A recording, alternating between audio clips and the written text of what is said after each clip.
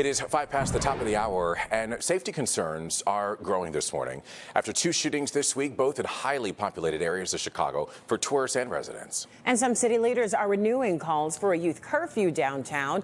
NBC5's Jenn Schanz has reaction from Mayor Brandon Johnson. And Jen, adding to the concern, these shootings coming just days ahead of a very busy St. Patrick's Day celebrations here in Chicago. That's right, Michelle and Evrod. Thousands of people will be flocking to the downtown area. We have the River Dye and the Chicago St. Patrick's Day Parade happening on Friday.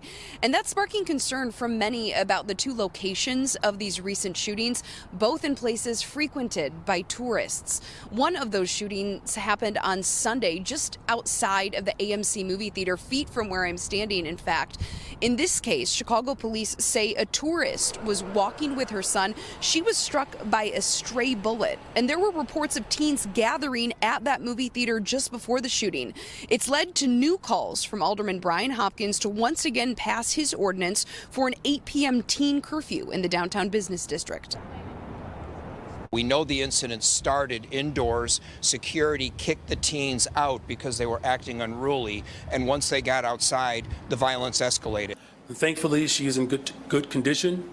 However, she could have easily have lost her life to this senseless act of violence. And then early yesterday morning outside Terminal 2 at O'Hare Airport, police say a 25-year-old man was shot twice after a dispute. He was last listed in stable condition.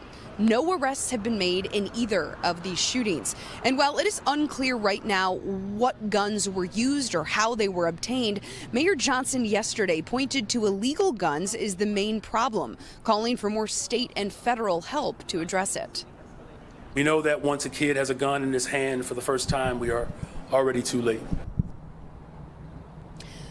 Saturday's beloved Chicago tradition of dyeing the river again expected to draw thousands of people to this area. We're also expecting to see plenty of police officers out as well. We also saw increased patrols here in Streeterville after Sunday's shooting outside of the movie theater.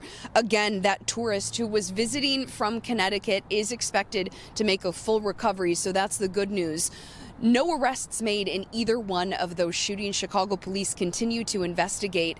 As for the busy weekend expected here in the downtown area, we are anticipating getting some more details from Chicago police about the city's security plan. Once we have those details, we, of course, will bring them to you both on the air and online at NBCChicago.com. We are live in Streeterville this morning. Jenn Schanz, NBC5 News. Jen, thank you very much.